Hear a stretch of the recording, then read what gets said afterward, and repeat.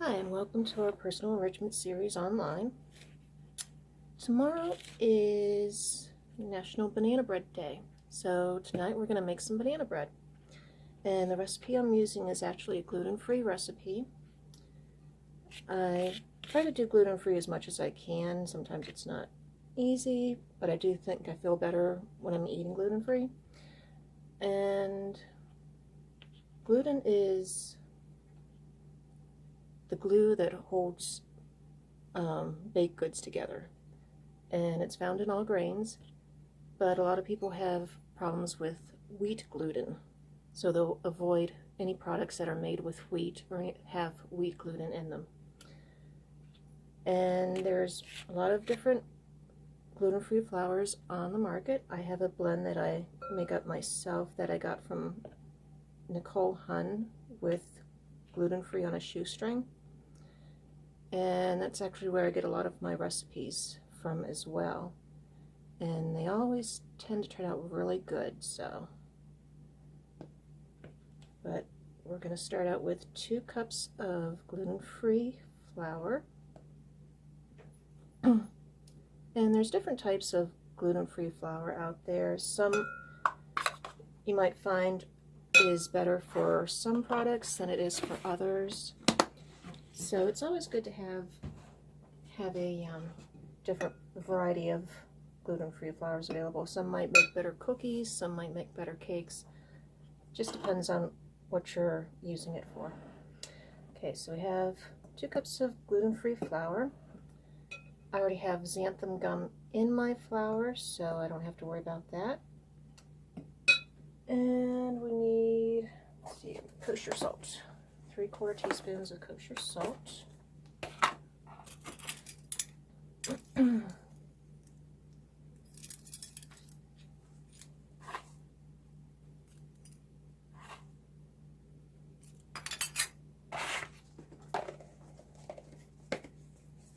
Some baking powder.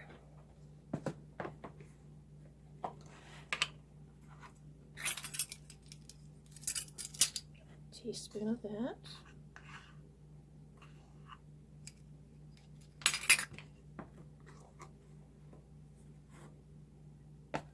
And some baking soda.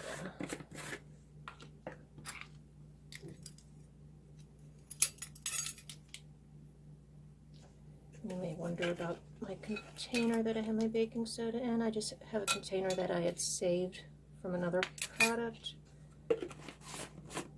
And I get like great big boxes of baking soda, because I use it for cleaning as well, so I divvy it up, and this is my cooking baking soda. And I like it because it has the shaker top on it. I can open it up that way. Okay, so we have baking soda and 2/3 cups of granulated sugar.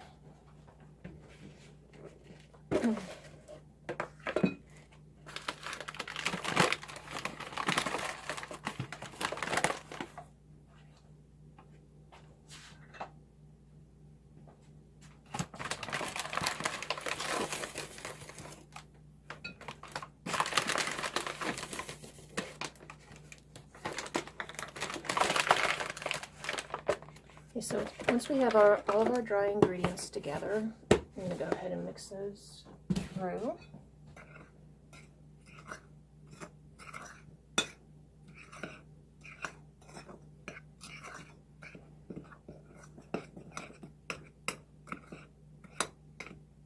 Okay, and then to our dry ingredients, I'm going to add some melted butter that has been allowed to cool.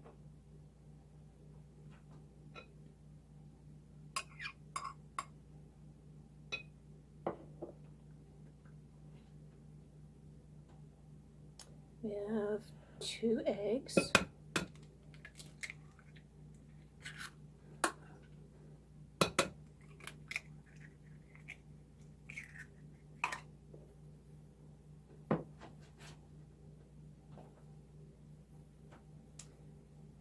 Need a teaspoon of vanilla.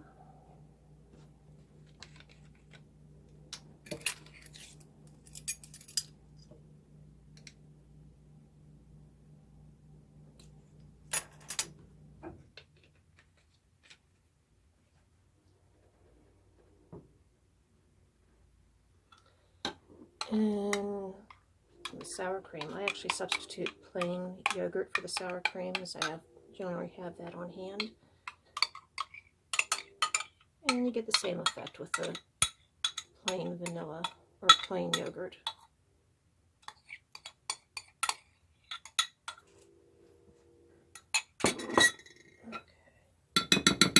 Switch that out for a bigger spoon.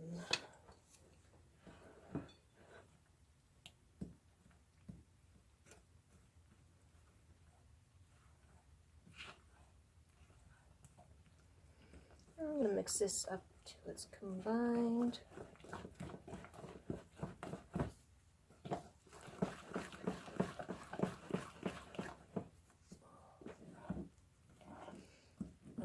It smells good.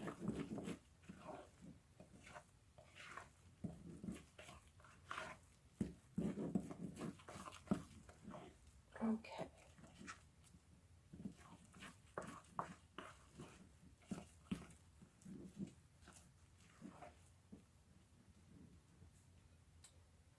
Okay, I'm also going to add some chopped walnuts because I like little walnuts in my banana bread. And we're missing one key ingredient. That's the bananas. So let me go grab my bananas. Okay, so I have some bananas here, and I don't know about you, but in our house, it's like bananas seem to go bad before we have a chance to eat them. My husband doesn't like them when they start turning black, and it's like there's like this small window of time when they're yellow, and then they start getting spots on them.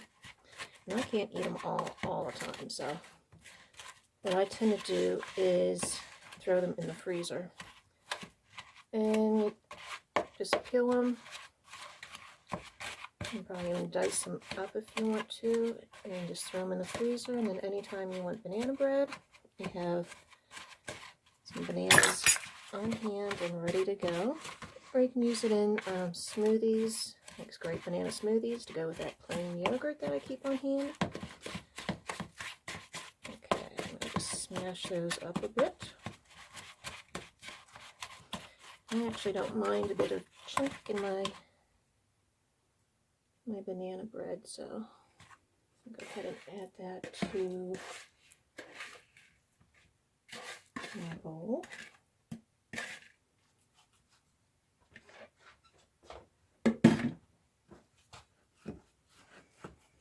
I'll stir those through.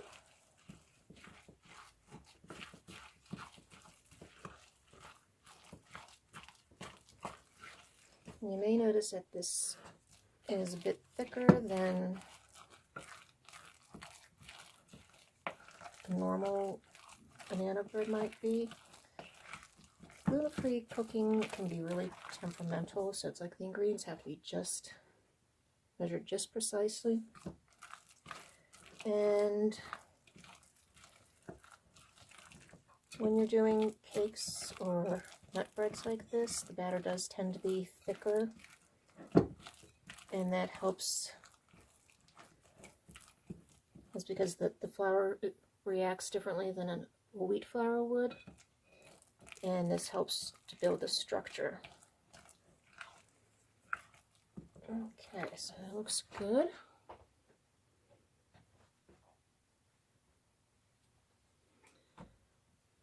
Okay, I'm going to prepare my pan here. I just have a 9 by 5 inch pan. And I like to put a foil sling in it. It makes it easier to take the bread out after it's done cooking. And I just fold some foil over top the bottom of the pan and stick it right in. And you have your sling. Okay, and I'm going to get some spray here.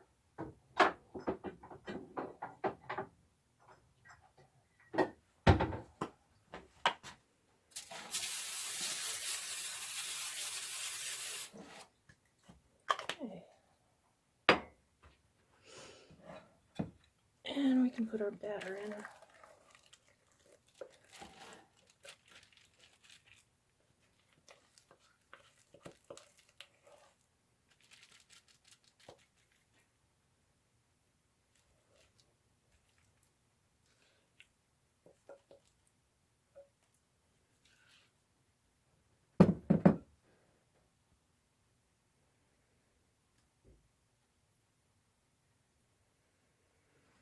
This batter is looking really good.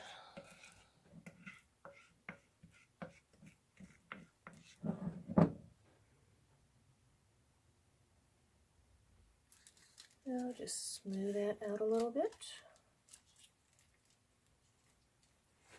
And then we'll pop it in the oven and we'll let it cook for about 45 minutes until it's done in the center.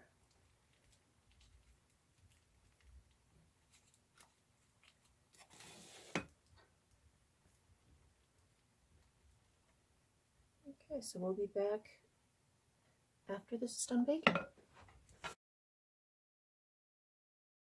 So you're probably wondering, what is xanthan gum?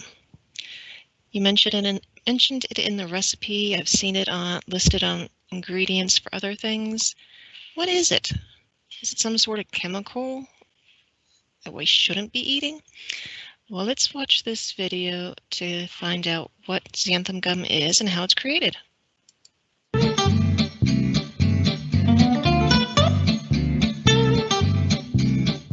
Hey everybody, I'm Casey, the G-Free Foodie.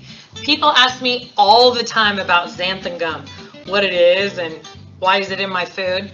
Xanthan gum is actually one of the 30 most popular ingredients in food products. It's made by fermenting corn sugar with a bacteria. It's actually the bacteria that makes broccoli and cauliflower turn black. That turns into a slimy, viscous goo. They dry it and they grind it into this white powder. This is then used in product as a binding agent, a stabilizer, and as a thickener. In the case of gluten-free baked goods, it's used to make the dough sticky and help to replace the gluten protein. If you want to find out more about how to use xanthan gum or guar gum. So xanthan gum is basically fermented sugar, and it just helps to stabilize gluten-free products and works as a thickener.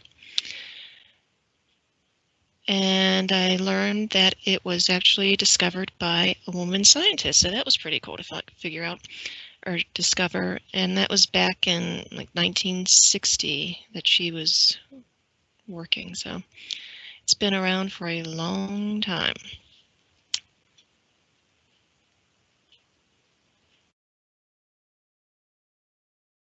And if you're interested in learning more about what it means to be gluten-free, if you think you may benefit from a gluten-free diet, you can go to our website at somersetcolibrary.org and you click on the Everyone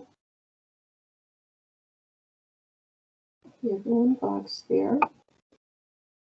And we're actually going to use the General One file. So you could either scroll down through, let's search the site. You can scroll down through the list of products that we have, or type in General One file and search the site box.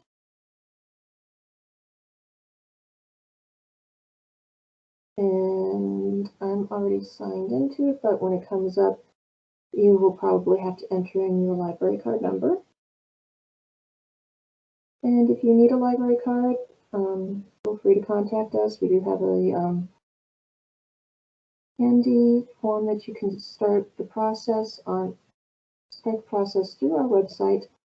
And just click on this library card here, and you can start the application for your library card. But we go to the General One file and click to open that up.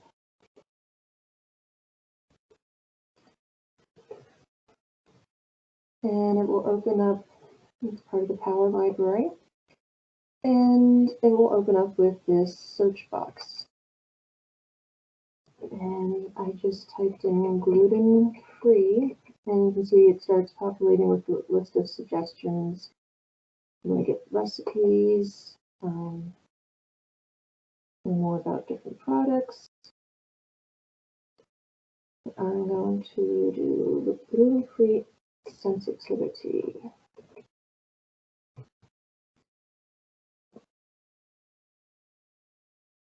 Because even if you don't have celiac disease, per se, you may be sensitive to gluten and it may be causing other issues that you might be dealing with.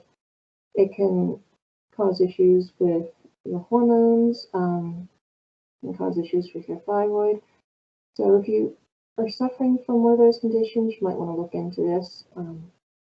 And you could even try an elimination diet for a few weeks and see if it helps. Okay,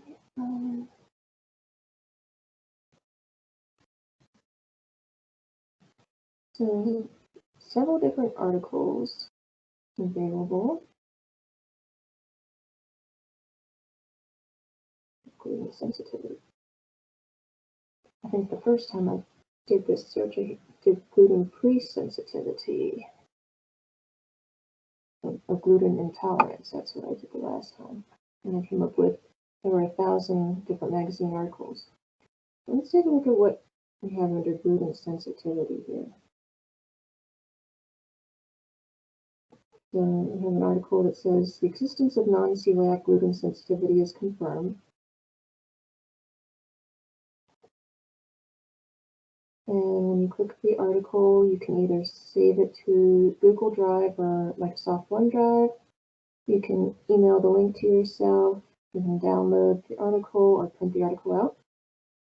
You can change the font size if you need it larger. And you can even have it read to you.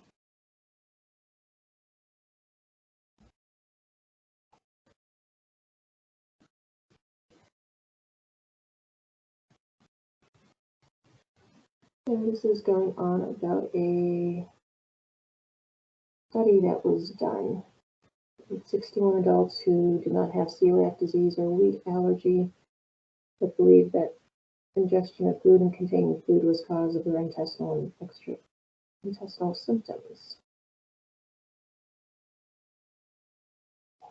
Okay, so it might not give you a whole lot of information, but might be something to start with. Symptoms that help treat celiac disease and non-celiac gluten. Living with gluten sensitivity.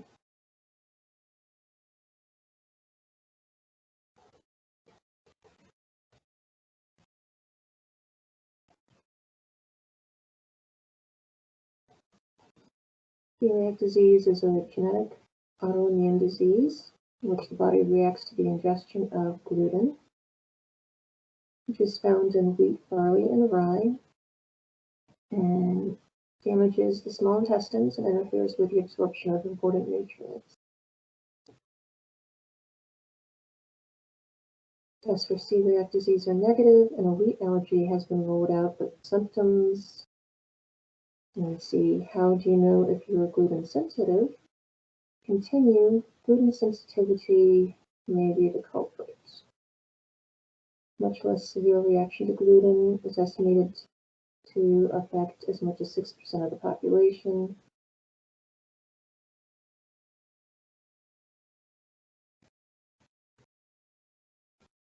No scientifically proven test for diagnosing for sensitivity, so it's hard to diagnose, which is why I say if you want to try an elimination diet, that might be your best bet to figuring out if you have a sensitivity or not. There is no pill or shot to treat gluten sensitivity.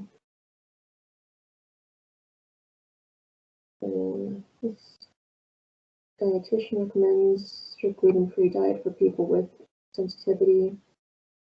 Some things to watch out for: wheat, barley, rye, and their derivatives on all products, and buy grains, seeds, and flours labeled gluten-free.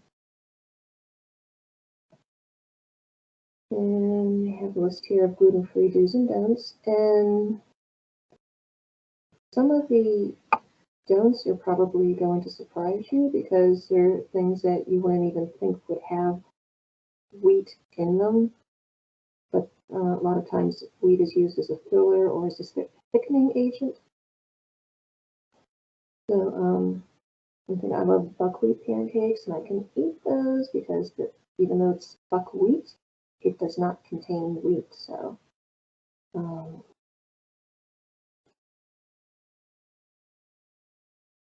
And things you don't eat would be barley, brewer's yeast, etc. Malt, which if you like beer, that would take out the beer. You want to be able to drink beer for a while. And these items could contain gluten, so they're things that are sort of like they have like a traffic light thing. Red, absolutely not. Yellow, you might have to check these, and green are foods that you're able to eat. So foods that could contain gluten would include candy. Some candy bars do contain gluten. French fries. Yes, that might be French fries that you would get out at stores or out in the restaurants. Because I know when I make French fries at home, it's just plain old potatoes. Could be the seasonings that they use, or if they use flour to keep the fries from sticking together. I don't know. Processed lunch meats, you have to watch those. Salad dressings and marinades, sauces and gravies. Scrambled eggs. Okay. Vegetarian meat substitutes, yeah, those can be hard to find. Because they'll use wheat to bind the vegetable product together when they're making vegetarian meat products. But for more information on gluten intolerance and gluten-free products, you just go into celiac.org. And there's a related article, how do you know if you're gluten sensitive?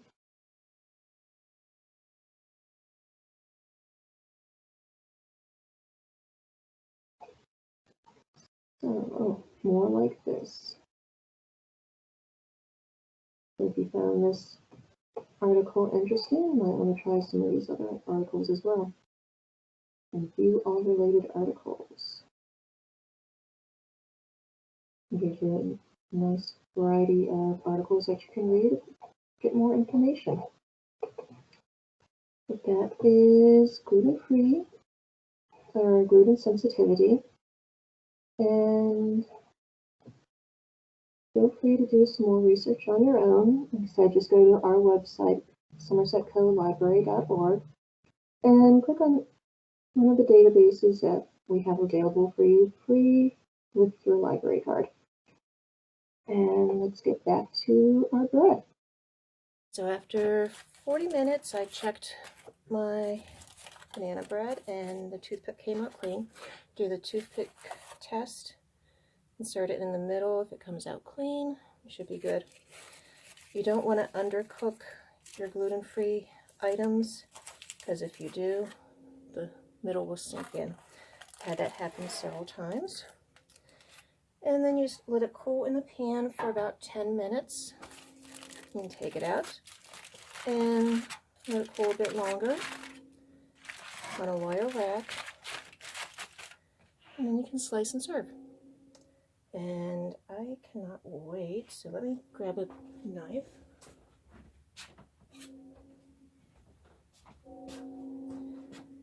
And I'm going to cut off a nice big chunk for myself.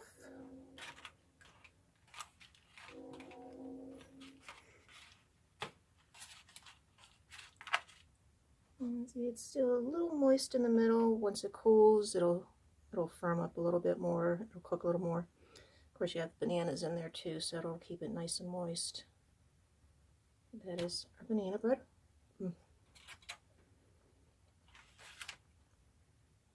Nice and banana-y.